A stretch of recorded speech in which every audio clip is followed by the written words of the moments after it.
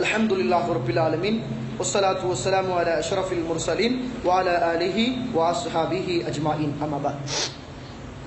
அருமைக்குரிய இஸ்லாமிய சகோதரர்களே, அல்லாஹ்வுடைய நல்லடியார்களே, இந்த நேரத்தில் ஒரு செய்தியை மாத்திரம் சொல்லி நிறைவு செய்து கொள்கிறேன்.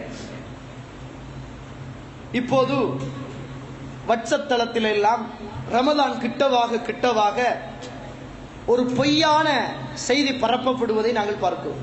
இன்றைக்கு வாட்ஸ்அப் இருக்கிறது என்பதனால எல்லாரும் என்ன செய்றாங்க, சும்மா அனுப்பிடுறாங்க.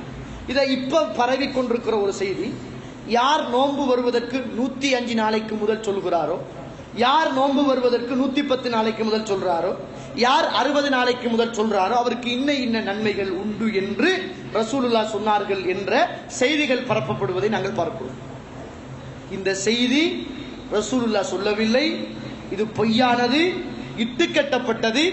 இதை பரப்புபவர்களும் பாவிகள் என்பதை மறந்துவிடக் கூடாது. மன் கதப அலைய முத்தஅம்மிதன் ஃபல்யதபவ்வ மக்அதஹு மினன் நார்.